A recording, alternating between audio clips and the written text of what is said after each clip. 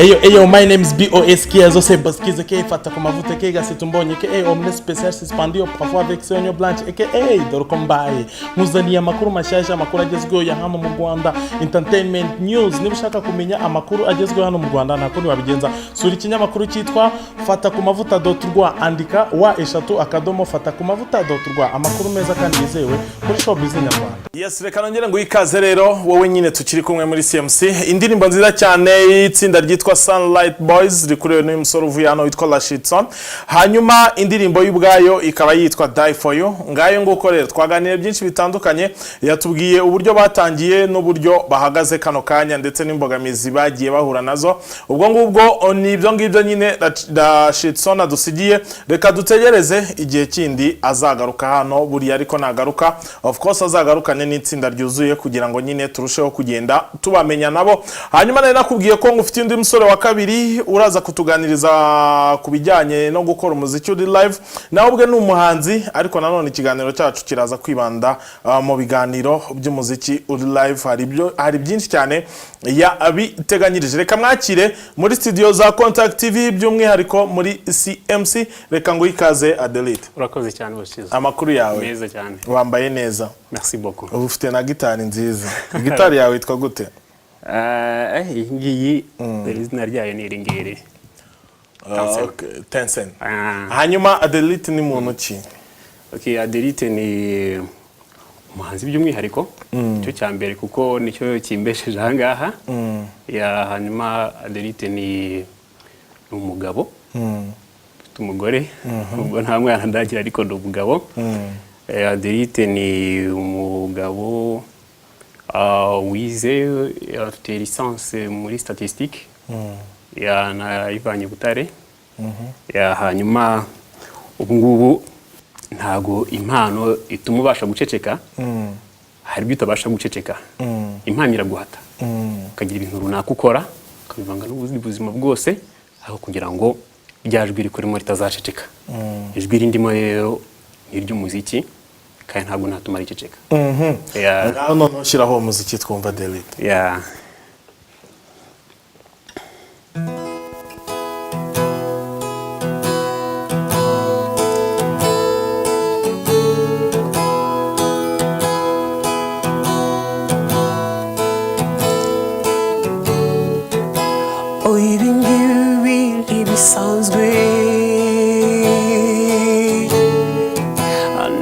Abantu mbona abandi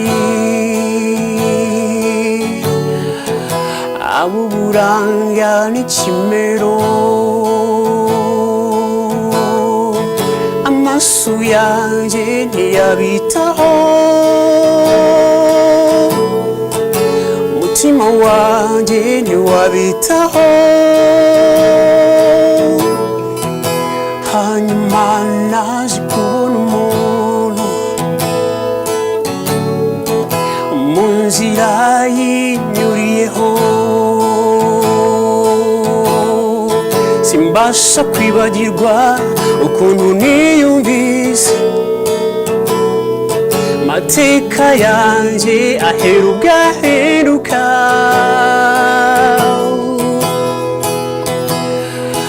andutira uburabyo ntagereranywa ntacyo namuburana kandi agifite ibyanjye byitwa ibye nanjye nitwe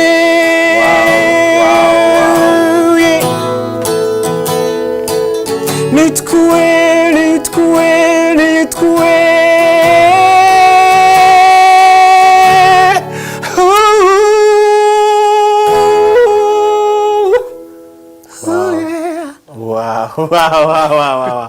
Skuririmba wangu, skuririmba byatari kabisa. Sko uririmbye nkajya kure, kadebe ko nkanguka warunsinzirije. Abade indirimbo ni gospel, ni indirimbo y'urukundo biranshanze. Ni indirimbo y'urukundo. Yitwa gute? Iyi ngiyi yitwa Nitwowe. Hanyuma watangiye gucuranga gitari ufite imyaka ingahe ko n'uvugize cyane? Gitari nyimazeho imyaka 8 icuranga. Hanyuma Adeli ufite album zingahe muri iyo myaka 8? ntago ndabasha gukora album. Indirimbo maze gukora ni ebyiri ziri official. Nagiye ubundi indirimbo ya mbere nakoze nayikoze mu 2011. Yani hari competition yari yabaye icyo gihe, hanyuma nza kuyitsinda ndu wa mbere, bampa kunkorera indirimbo. Ariko nta hantu yabashije kugera. Hanyuma igihe gitoya nza kuba nsa n'uhagaritse n'umuziki, nibanda kuri gitari gusa, nibanda kwiga gitari. Najya mu buzima busanzwe nyine. Hanyuma nko mu 2016 nibwo naje kongera kuvuga ariko ibintu bindimo kuki nabireka bikanzimiriramo. Nongera gufata umwanzuro wo kugira gute gukora indirimbo. Icyo gihe nibwo nagiye kwa Bob, bari mu mpera za 2015-2017 aho ngaho. Nkore indirimbo yitwa bari barihe. Indirimbo ndayikora nyikorera audio, ariko sinabasha kuyikorera video. Hanyuma nyuma y'iyo ngiyo nkora none indi ndirimbo imwe yitwa ntabwo uhinduka. Nazikoreye ama lyrics gusa, ntabwo nabashije kuzikorera ama video. Kuzana kano kanya nta video wari wakora? Ntabwo ndakora ama video.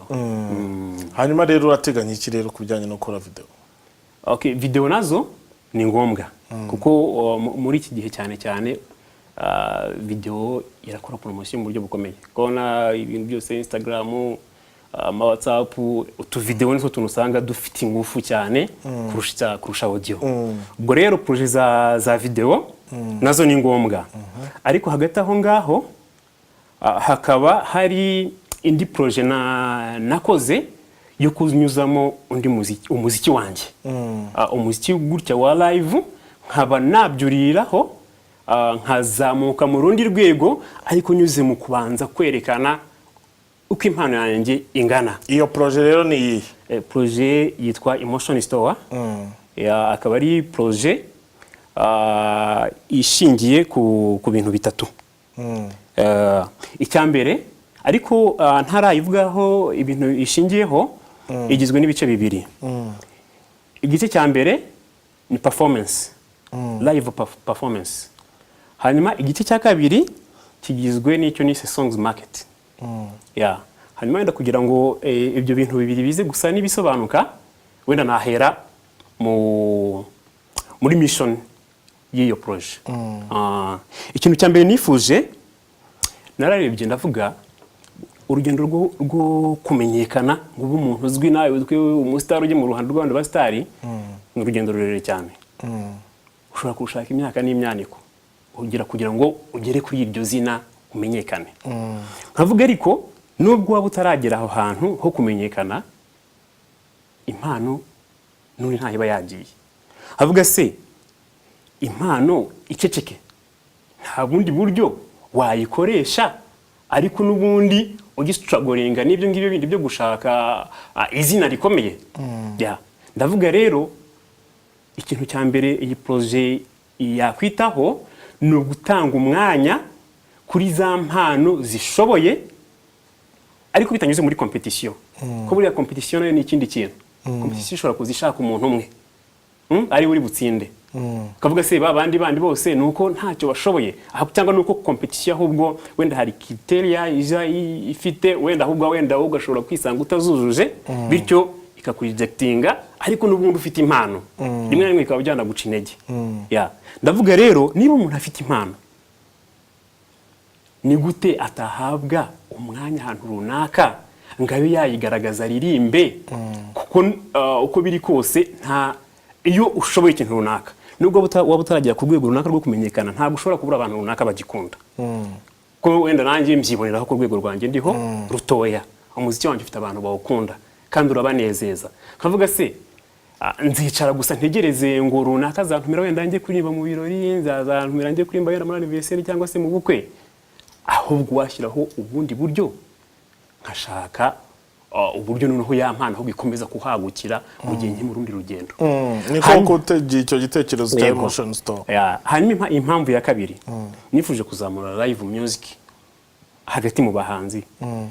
Ubu ngubu live music kenshi bimenyerewe ko ushaka kumva live kenshi ajya mu kabari, akaba ariho hantu ari busange live music.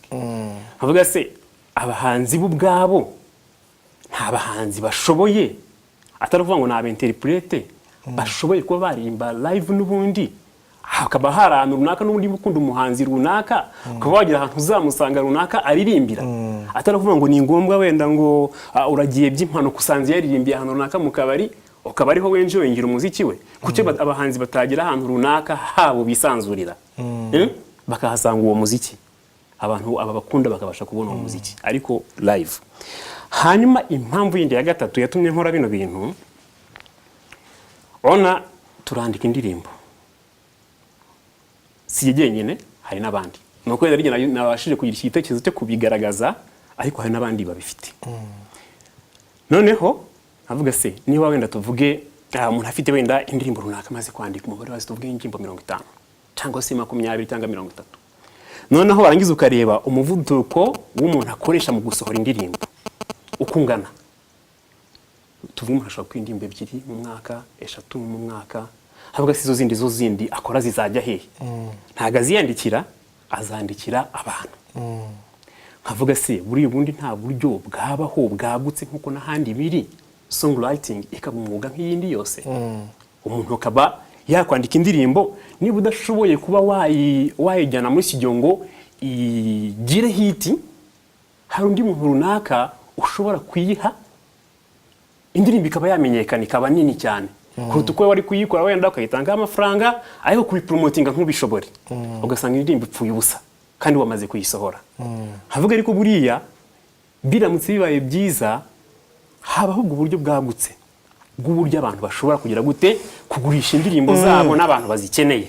Wenda tutari twajya kure deri ngenda shaka kumenya emotion store mu buryo buri technical ikorite. Ni event urumva ni live performance izajya ibera hano hepfo Kicukiro n'ubundi kuri muhanda utungukira muri no ujya Rwandex niho izajya ibera, ikazajya iba buri wa kane guhera saa 1 z'ijoro. Ngo none iyo event ya emotion store no kuvuga izajya iba mu buryo buri live ariko se nanone ni wowe Adelite uzajya ucurangira aho ngaho mu buryo buri live cyangwa se ni igikorwa gifunguye ku buryo buri muntu wese yakwibona? Ni igikorwa cyagutse ntago ari jewe kamara.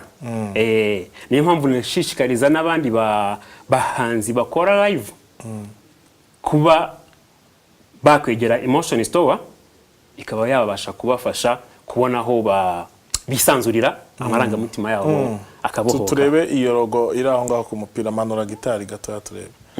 Manura gitari gutyo ubundi ngiye ntago nayifata nanjye macurangara. No kuvuga iyo niyo logo ya emotion store. Ni ngiyi. Kubera iki wagize igitekerezo cyo kuvuga ngo logo ikorwe muri ubwo buryo? Okay. Kwanza gitari mbashije kuvuga ibya gitari ni birebire. Umva emotion store mu Kinyarwanda n'ububiko bw'amarangamutima. Ahantu umuhanzi abasha kubohokera akumva ko icyo agomba gukora ni kuri stage. Kuko uramutse ufite indirimbo ari kukicara mu rugo kaziyumvira wenyine cyangwa se n'abandi bantu runaka bakiye bagukunda ntabwo bituma ubohoka, ariko kuri stage niho amarangamutima yawe amenekera ukumva kuzi icyo ukunda. Tuvuge nkawe niba iyo mikrofone ariho wumva kabisa umutima wawe uba utabikoze birakubangamira. Ni buryo rero nafashe ino instrument gitari nyishyiramo ako kantu kagasa n'ubuhanzi. Ubona iyi ngiyi n'ubundi ni S, kano kantu ubundi kuzuza gitari ni S, hamwe n'ubundi emotion store bigahita bikomerezaho. Iyi kano kandi ni I. Avuga muri gitari niho hantu njyewe numvise amarangamutima yawe amenekera. Hanyuma rero ongera uyameneho twumve, ongera uyameneho twumve amarangamutima.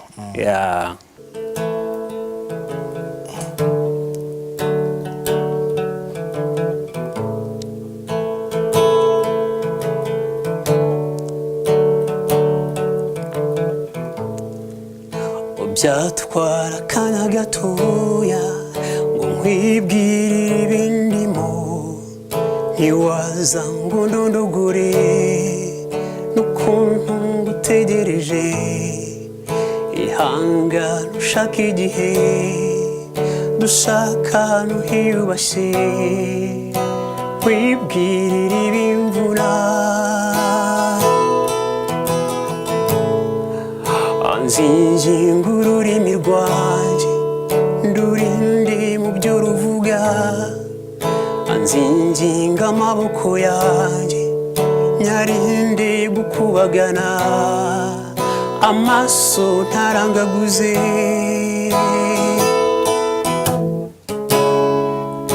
urinda amahamba mubwira amagambo yanzinduye wowe ndagukunda ureke biriya bakubeshya ndagukunda kambwira umutima wawe ubyumve ndagukunda kambwire n'ijuru ribyumve gukunda byo gupfa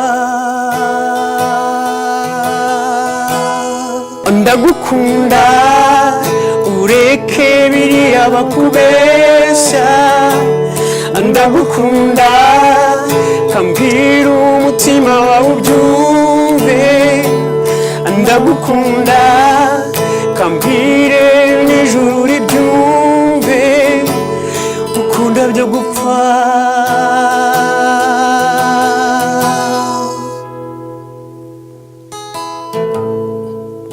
byatwara akanya gatoya. Wow. Yitwa Adelaide ni Adelaide.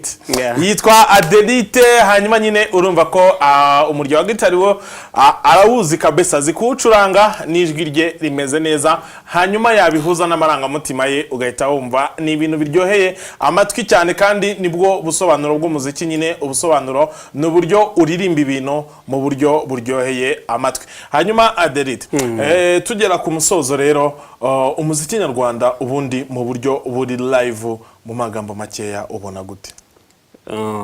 Okay, umuziki nyarwanda aho ugeze ni heza kuko ubona ko no mu bitaramo abahanzi basigaye bakora bitabiriye live.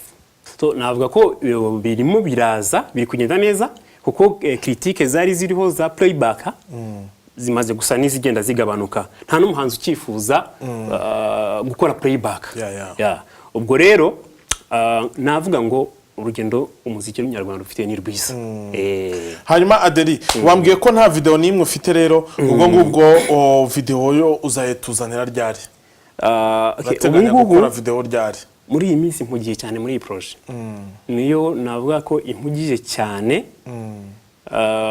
Ntabwo njya nkunda kuvuga ibintu mbeshye ngo nizeza abantu ngo ejo cyangwa mu cyumweru gitangiye guhita ntangira video ariko ntayo. Nifuza guha abantu kuri niba bangana bakangana bazi icyo bagiye kugira gute gusarura.